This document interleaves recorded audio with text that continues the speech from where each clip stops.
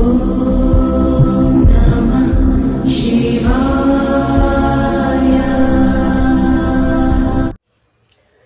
గురుభ్యో నమః. శ్రీ మహాగణాధిపతి అయిన నమః. ఓం నమః శివాయ. కేవీఎల్ ఆస్ట్రాలజీకి స్వాగతం. నామ నక్షత్రం జన్మ నక్షత్ర అనుసారం నా పరిజ్ఞానం సహకరించినంత వరకు ఈ వారం జనవరి 19, 2025 నుండి జనవరి 25, 2025 వరకు కర్కాటక రాశి వారి ఫలితాలను వివరిస్తాను. ముందుగా గోచార గ్రహస్థితులు.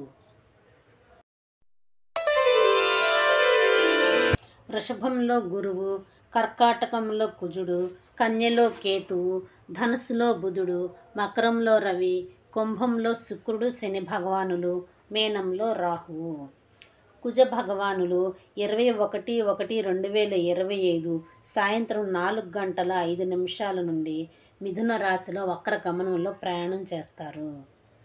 బుధ భగవానులు 24 జనవరి 2025 సాయంత్రం 4:50 నుండి మకర రాశిలో ప్రయాణం చేస్తారు.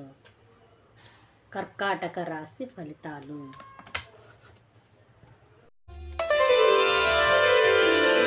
కర్కాటక రాశి విద్యార్థులు.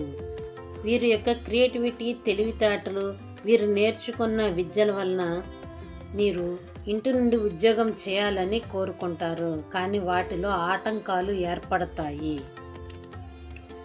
వీరికి అడ్వాన్స్ టెక్నాలజీ కలిగి ఉంటారు. వీరికి ఆన్లైన్లో క్రియేటివిటీ మరియు యానిమేషన్స్ వంటివి బాగా చేయగలుగుతారు. ఉద్యోగం యాడ్స్, డిజైన్ వంటివి చేసే అవకాశం ఉంది. ఇంటీరియర్ డిజైన్ కూడా చేయగలుగుతారు. ప్రొడ్యూసర్గా గాను అడ్వైజర్స్గా గాను కూడా పనిచేసే అవకాశం ఉంది. తండ్రి తరపు వారితో గొడవలు పడే అవకాశం ఎక్కువగా ఉంది. మీరు గృహం మారవాలన్నా, ఉద్యోగంలో మార్పు కావాలన్నా, వాహనం కొనాలన్నా దానిలో మీకు రావాల్సిన ధనం విషయంలో ఆలస్యం ఎక్కువగా ఉంటుంది.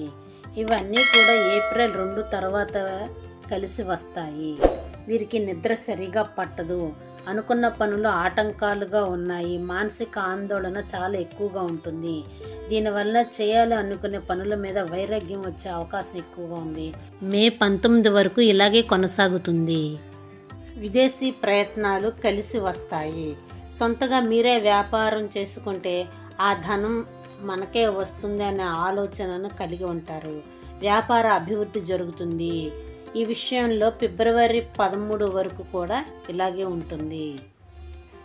జీవిత భాగస్వామికి అనారోగ్యంగా ఉండటం లేదా వారికి అనారోగ్య సమస్యలను బాధిస్తూ ఉంటాయి. ఏప్రిల్ 2వ తారీఖు వరకు కూడా ఈ యొక్క పరిస్థితి ఏర్పడి ఉంటుంది. అదే గనుక వీరు ఏదైనా కొత్తగా తయారు చేసే విధానంలో గనక ఇన్వాల్వ్ గనక అయినట్లయితే వారికి అనారోగ్యం రాకుండా తగ్గుతుంది. ఆహారం స్పైసీ ఫుడ్ను ఎక్కువగా తీసుకుంటారు. బయట ఫుడ్ని ఇష్టపడతారు. ఆరోగ్యం వీటి కారణంగా అజీర్ణ సమస్య ఏర్పడుతుంది.